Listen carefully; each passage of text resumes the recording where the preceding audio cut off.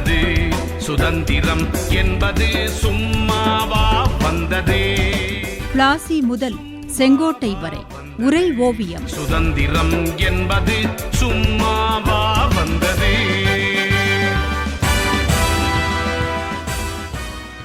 ஜெய்ஹிந்த் ஷண்பகராமன் பிள்ளை குறித்து நீங்கள் சொன்னவை எல்லாம் மிகவும் சிலிர்ப்பூட்டுவதாக இருந்தது. இந்தியாவுக்கு வெளியில் நிர்மாணிக்கப்பட்ட அரசில் அவர் ஏதோ வெளி விவகாரத்துறை அமைச்சராக இருந்தார் என்று சொன்னீர்களே, அது என்ன தாயே? மகனே, 1935 இந்திய அரசு சட்டம் பற்றி சொன்னபோது இந்தியாவுக்கு வெளியே அதற்கு 20 ஆண்டுகளுக்கு முன்னரே ஓர் இந்திய அரசை சிலர் நிர்மாணித்தார்கள் என்று சொன்னேன் அல்லவா? இந்தியாவில் ஆங்கிலேயர் ஆட்சியினை எதிர்த்து 1915 ஆப்கானிஸ்தானில் ஓர் இந்திய அரசை நிறுவினார்கள். காபூலின் ராஜா மகேந்திர பிரதாப்பை அதிபராகவும் மௌலானா பர்கத்தை பிரதம மந்திரியாகவும் நியமித்து இந்தியர்கள் தாங்களே நடத்துகின்ற போட்டி அரசாக அதை நிறுவினார்கள். இந்த அரசின் வெளி விவகாரத்துறை அமைச்சராக ஷண்பகராமன் பிள்ளை பணியாற்றினான். ஷண்பகராமனால் பல நாடுகளிலும் இதற்கு ஆதரவு திரட்ட முடிந்தது. அவனது புரட்சிகர எண்ணத்துக்கு ஜெர்மனி முழு ஆதரவு அளித்தது. ஜப்பான் உள்ளிட்ட நாடுகளும் ஆதரித்தன. ஆனால் ஆங்கிலேய அரசு கொடுத்த நெருக்கடி காரணமாக ஜப்பான் அரசு இந்த போட்டி இந்திய அரசுக்கு கொடுத்த ஆதரவை 1918 திரும்ப பெற்றது. பல்வேறு நெருக்கடிகள் காரணமாக இந்தியாவின் தற்காலிக புகலிட அரசு ஆப்கானிலிருந்து வெளியேற்றப்பட்டது. பின்னாளில் சுயாட்சி குறித்த நெருக்கடிகள் இந்திய தலைவர்களிடம் இருந்து அதிகரித்ததால் கண் துடைப்புக்காக தேர்தல்களை நடத்தி மத்திய மாகாணங்களில் பொம்மை அரசுகளை நடத்தி வந்தது பிரிட்டிஷ் அரசு. அந்த தேர்தல்களில் காங்கிரஸ் கலந்து கொள்ளவில்லை. சட்ட மறுப்பு இயக்கங்கள் மூலம் பலர் வெளியேறினார்கள். இந்த நிலையில் சட்ட மறுப்பு இயக்கத்தின் தோல்வி, காந்தியின் நிர்மாண திட்டத்தில் மக்களுக்கு ஆர்வம் இல்லாமல் போனது ஆகியவற்றால் 1935 இந்திய அரசு சட்டத்தை ஆதரிக்க வேண்டிய நிலைக்கு காங்கிரஸ் தலைவர்கள் வந்தார்கள். 1935 ஏப்ரல் 18 ஜவஹர்லால் நேரு தலைமையில் லக்னோவில் கூடிய காங்கிரஸ் இந்த சட்டத்தை வன்மையாக கண்டித்தது. என்றாலும் சட்டமன்றங்களுக்கான பொது தேர்தலில் போட்டியிட முடிவு செய்தது. அரசாங்கத்தின் பதவிகளை ஏற்பதா என்ற பிரச்சனை குறித்து பின்னர் யோசிக்கலாம் என்று முடிவு செய்தார்கள். 1936 ஏப்ரலில் கூடிய காங்கிரஸ் தேர்தல் அறிக்கை ஒன்றை வெளியிட்டது. அதில் பிரிட்டிஷ் ஏகாதிபத்தியத்தை எதிர்ப்பதும் இந்திய தேசிய விரோத சட்டங்கள், கட்டுப்பாடுகள், விதிகள் ஆகியவற்றை நீக்குவதும் காங்கிரஸ் தேர்தலில் கலந்து கொள்வதற்கான முக்கிய நோக்கம் என்று குறிப்பிட்டது.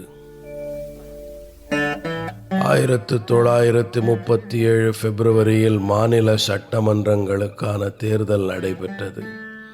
காங்கிரசும் முஸ்லிம் லீகும் தேர்தலில் போட்டியிட்ட பிரதான கட்சிகள். அந்த தேர்தலில் காங்கிரஸ் அமோக வெற்றி பெற்றது.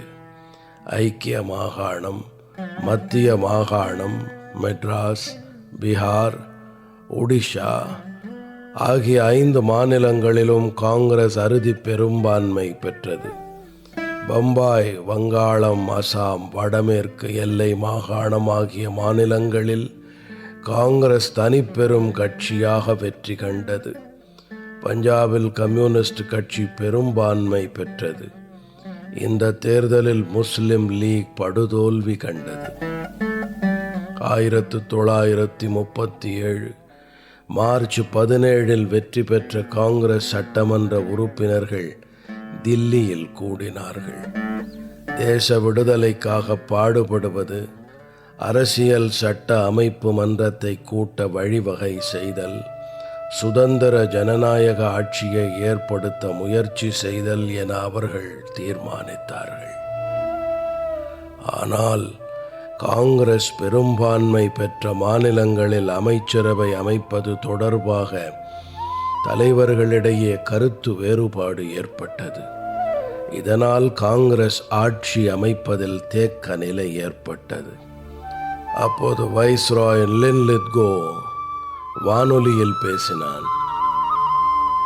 மாநில அரசுகளின் அன்றாட நிர்வாகத்தில் கவர்னர்கள் குறுக்கிட மாட்டார்கள் என்று அவன் மறைமுகமாக கூறியதால் அமைச்சரவை அமைக்க காங்கிரஸ் முன்வந்தது.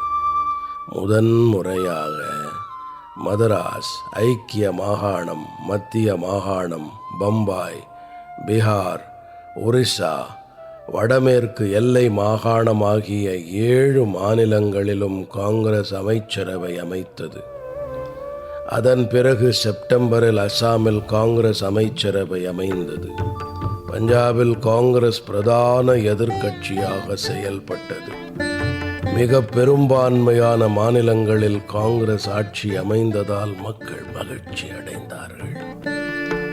காங்கிரசுடன் அமைச்சரவையில் இடம்பெற முஸ்லிம் லீக் விரும்பியது. ஆனால் காங்கிரஸ் அதற்கு ஒப்புக்கொள்ளவில்லை. குறிப்பாக மத்திய மாகாணத்தில் காங்கிரசுடன் கூட்டு அமைச்சரவை அமைக்க முஸ்லிம் லீக் ஆர்வத்துடன் இருந்தது. ஆனாலும் அமைச்சரவையில் முஸ்லிம்களுக்கு காங்கிரஸ் இடமளிக்கவில்லை. இதனால் காங்கிரஸ் ஆட்சியின் கீழ் முஸ்லிம்கள் துன்பப்படுவதாக புகார்களை கூறி அவர்கள் அறிக்கைகளை வெளியிட்டார்கள். அமைச்சரவையில் சேர்த்து கொள்ள தகுதியுடைய முஸ்லிம் எவரும் இல்லை என்று காங்கிரஸ் கூறியதாக சொல்லி ஒரிசாவில் முஸ்லிம்கள் ஆர்ப்பாட்டம் செய்தார்கள். இவையெல்லாம் ஜின்னாவை உசுப்பேற்றுவதாக அமைந்தது. வெறும் வாய்க்கு மெல்ல கிடைத்த அவல் போலானதால் நலிந்து போயிருந்த முஸ்லிம் லீகுக்கு புத்துயிர் கொடுத்தான் ஜின்னா. அதற்கு ஏற்றது போல காங்கிரஸ் அமைச்சரவை அல்லாத பிற மாநிலங்களில் கவர்னரின் தலையீடு அதிகமாக இருந்தது. சிந்த், வங்காளம், வடமேற்கு எல்லை மாகாண கவர்னர்கள் முஸ்லிம்களுக்கு அளவுக்கு மீறிய சலுகைகளை வழங்கினார்கள். கவர்னர்களின் அடக்குமுறைக்கு உள்ளான பஞ்சாப், வங்காளத்தில் இருந்த மக்கள் பெரிதும் ஏமாற்றமடைந்தார்கள்.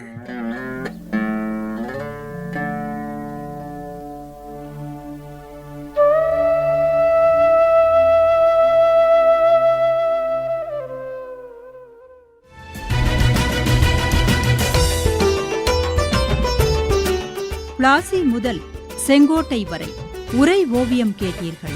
ஆசி கூறி வாழ்த்திடவே அஞ்சிடுவார் பெரியோர், மாசு பேசி மயக்கிடவே முனைந்து நிற்கும் சுற்றம். இருந்த போதும் லட்சியத்தை